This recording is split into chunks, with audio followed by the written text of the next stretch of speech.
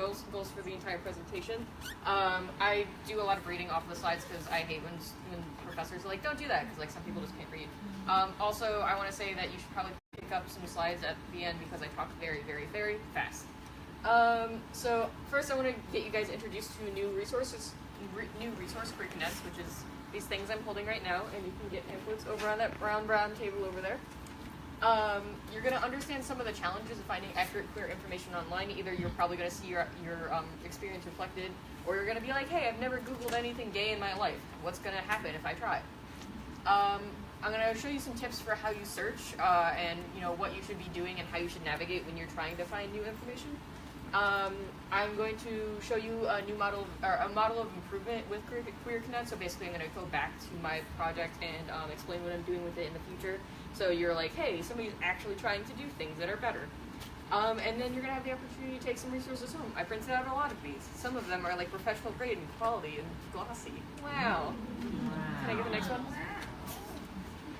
So really quickly, Queer Condensed is a project that takes queer topics, especially identities, and makes concise resources that work in both physical and digital format with a focus on accessibility, broad applicability, and responsiveness.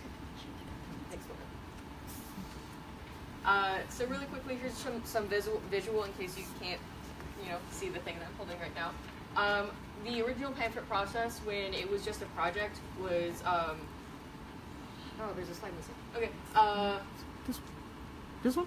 Yes. Okay. So Queer Condensed started off as a group project between me, Anna Naraki, and Trenton Davis for our Women Gender Studies 305 course, which is Queer Studies, which I recommend taking. We were tasked with creating an actual attainable social movement that made a difference on campus, and that was just our goal. I had started working at the LGBT Resource Center at that point and noticed how some of our pamphlets were kind of lacking or like were outdated. So I was like, hey, you want to help me fix it? And they're like, sure. So yeah. All right, here we go. This is the original process for making our pamphlets. Like, I would make this mock-up here, I would do the text, Trenton would do the graphic design, and then I would do more graphic design to make it as pretty as possible. This is the current design right now. It looks a little bit different from the originals, and if you pick up some of the pamphlets, you can see the different designs because they've been created throughout the months. And then we also have these one-page guides where it's just like basically like plain text of like, just one page of like all this information, so that it's all together and not spread out across the internet. And right now, we are hosts on queercondensed.tumblr.com. I know, Tumblr, but I think it looks really nice, and there's a navigation page in case you hate Tumblr and don't want to ever go on any website except for this one. And right now there are 10 different resources. 14 total if you count the updates. There were 6 in the original: transgender identity, non-binary identity, asexuality, aromanticism, bi-pan and poly identity, and unique identities. And then since then I have updated some of those, added the queer question, added non-binary identity too, and then the chest binding and packing guides.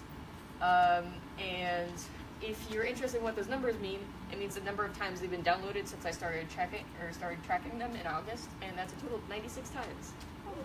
Ooh. So, why did I do Queer Condensed, and like, what are the challenges I face, and what are the challenges you might face if you try to learn queer information online that's not in these pamphlets you can pick up? Broadly, you have personal search barriers, the fact that queerness ages quickly online, and there's just too much reading. So, who has ever heard somebody say just Google it, or has told somebody to just Google something? Yeah, it's very common because, as I said, Google is free, but not always right. A lot of people who ask people to Google something usually are just exhausted, especially if it's coming from a social justice area. So if somebody's like, hey, what's a transgender? Sometimes I'm just like, just Google it. And a lot of times, I don't want to invalidate that, because a lot of times we get asked questions over and over and over and over again, or like really, really simple where it's like a definition that you just find. But sometimes we don't reflect on what happens when people just Google something. Here is a non-exhaustive list of things that have happened when I'm Googling something. So I'll run into outdated terms and definitions.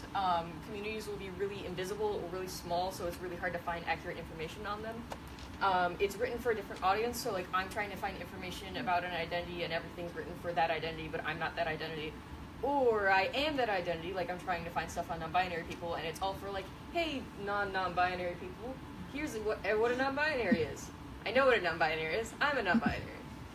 Another thing in that vein is everything is 101. So like once you've gotten into a community, you're like, okay, I understand these definitions. I understand these people's like basic lives. I want to learn more. But you just keep running into the same information over and over again, like trans 101, trans 101, trans 101, or asexuality 101, asexuality 101. And maybe you learn a little bit, but like at some point you want to learn more. Like how are the different dynamics of these things? The author isn't part of the community. This isn't always bad, and sometimes it's necessary with smaller communities. But like when you don't realize it, or you're only getting information from people outside the community, you end up getting a lot of wrong information, or a lot of information that's disconnected from the people, and you're not actually supporting the people who are writing. The information isn't concise, so you'll have like really, really long things, or you have like social media posts, or all these different things. There's dissent within the community, so a lot of different things are not agreed upon. Like one of the more common things is what the definition of bisexuality is. There's a lot of different definitions, and a lot of people say that who are bisexual define it differently, and that's okay. I'm saying that people who are bisexual define it differently, not that people outside of the community define it differently. But like when you have a lot of dissent, you have a lot of conflicting information, and you don't know what to do. There's unchecked and unadmitted biases, so people don't really explain who they are or like where they are in the community. There's a huge possibility of encountering triggering content, especially for non-binary and feminine identities and people with other marginalized identities. I don't want to get into everything, but like there's a lot of like structural and systematic racism within communities. There's a lot of ableism. There's a lot of fetishization of feminine identities, and there's a lot of erasure of non-binary identities. It's really, really exhausting to go through all these searches because the internet's evil. And a lot of times the first information is usually by the most privileged people. You're going to have information that's most advertised or the most looked at, and usually that's from like white, able-bodied, masculine people. And if you're trying to find information on like one of those identities, you'll find like privilege in other ones. It's really, really hard to find stuff that's from really marginalized people unless you know how to look. So, one of the major issues of searching is that queerness changes really, really fast. An ever-evolving and expanding community means that information gets old fast. It's really, really good that we're connected through the internet, but a lot of times that means people get left in the dust because you have these people who are always online constantly talking to each other. Some information isn't really harmful.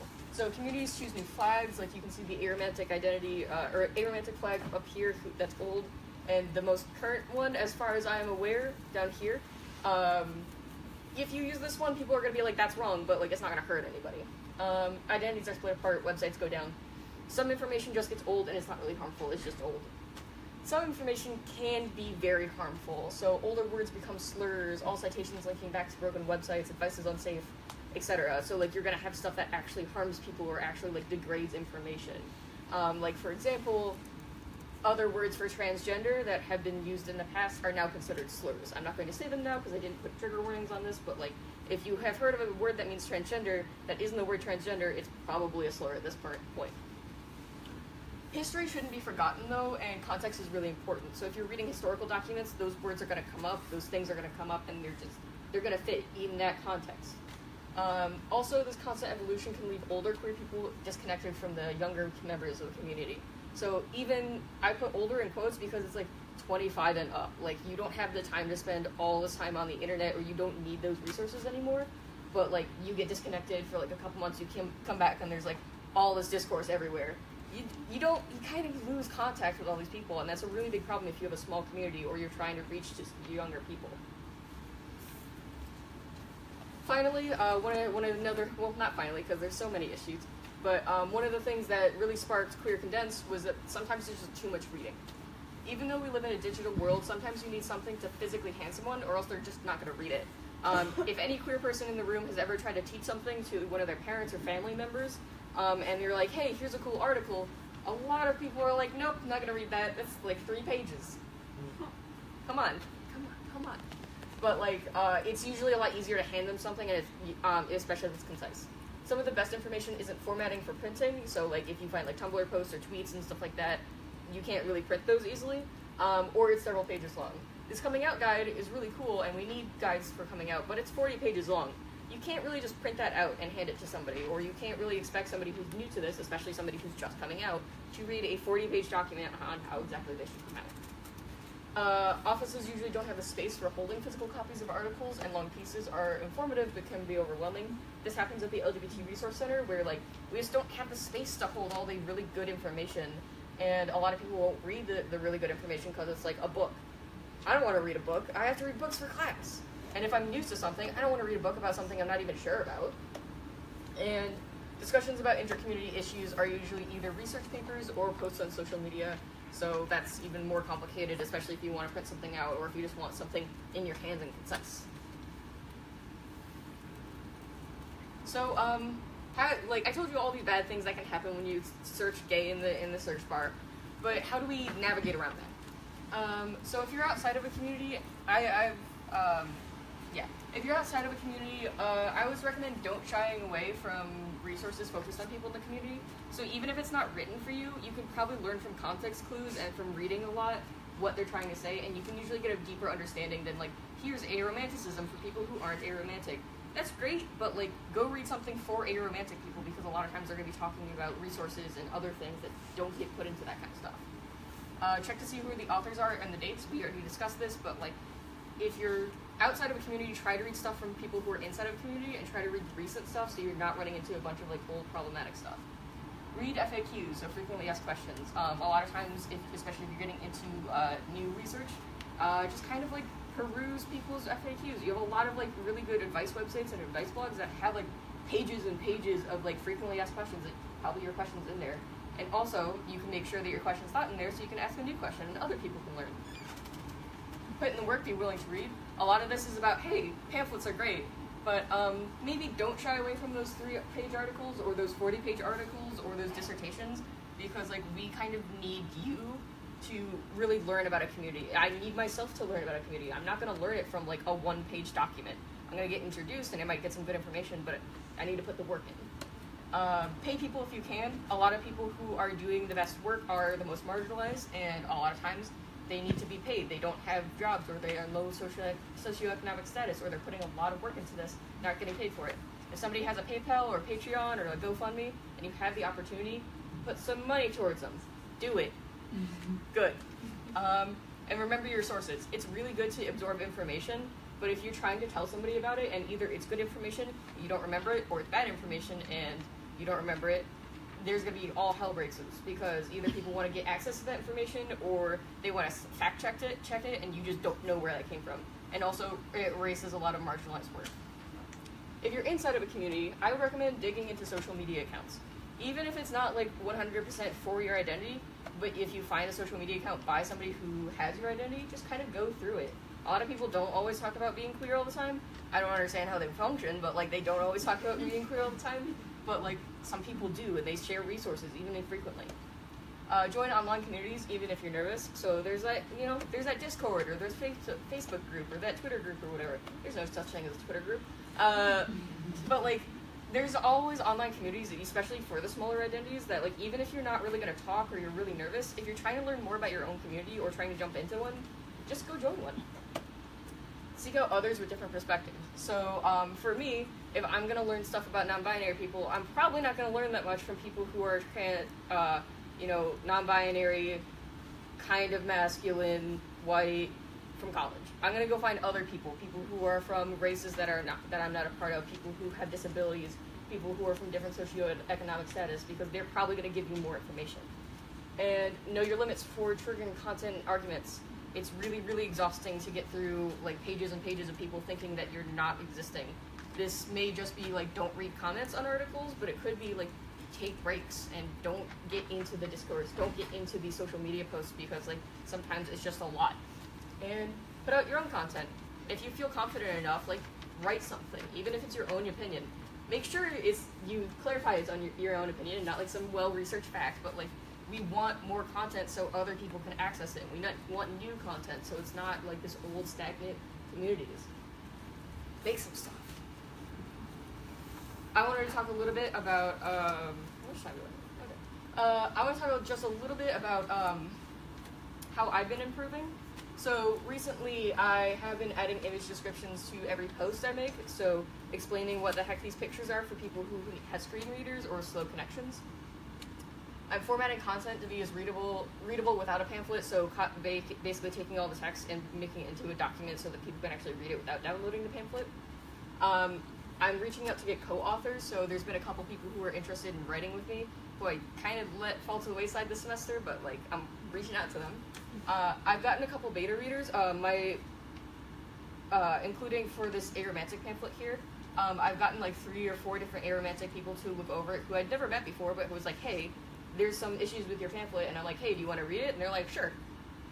They're great. I listen to them as co-authors.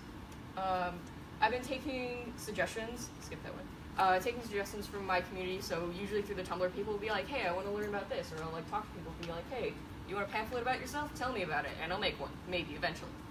I'm trying to be transparent with my identities and social locations, so in my FAQ, I admit that I am white and 21, and I am from college. That's really important when you're trying to cite your sources and understand where this information is coming from. And I made an advocacy page for people who are unfamiliar with Tumblr. My future plans are to fully develop pamphlets with a co-author. So I started one, but then the semester was just hell. So I kind of had to push that aside with reasoning. I told her. I'm going to reach out to other queer-focused blogs for partnerships. So on Tumblr, there's a lot of people who talk about queer stuff. So like, why don't we just make these things together? I want to create a structure that allows more people to participate if they want, so making the original files more accessible to people and letting people just have the files if they want to make their own, and being able to host them and like work with them. I want to update specifically the bipan and poly pamphlet because there's some minor things that need to be changed in there. I want to finish and start more trans feminine resources. There's a huge dearth of trans feminine resources online, especially ones that are not like fetishistic. And I started some, but with this semester I just haven't been able to work on them, and that's like a huge thing. Like, I also need to work with actual trans feminine people so this information is correct. So really want to get that out there. And I want to use a different website because Tumblr is hell. So yeah, here's my contact information. I am Laura Peeler, in case you didn't know. Use they, them, theirs pronouns. And plorlin@unich.edu. Yes, this is correct. It's because I accidentally switched my name, my first and last name, when I was applying to the school. And then specifically for Queer Condensed, you can go to queercondensed.tumblr.com. The website's on all of these things. And you can reach out to queercondensed@gmail.com if you're like, hey, I want to help out, or like, hey, I have an idea. It's probably better to go here than to my personal account, but you can contact my personal account. Yeah, I know that was probably like a lot of information getting through. I know your brain's kind of like, and you're probably like, why did you talk so fast? But yeah, I think I have, how much time do I have for? 7:45. I can't remember when my thing's supposed to end. Okay, so I talked very quickly. So yeah, if anybody has any questions or wants to pick up these or like, yeah. So the next count starts. Okay, so I have about like 7 minutes, something like that.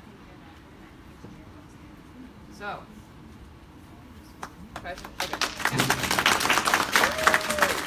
If you want to come talk to me, I'm completely open to that, including if you just want to talk about QueerTalk, because I love talking, and I love QueerTalk, and I love Queer Condensed, and I love all the queers, and also those people who are not queers. So yeah, thank you so much. Take my pamphlets, because I don't want to take them home.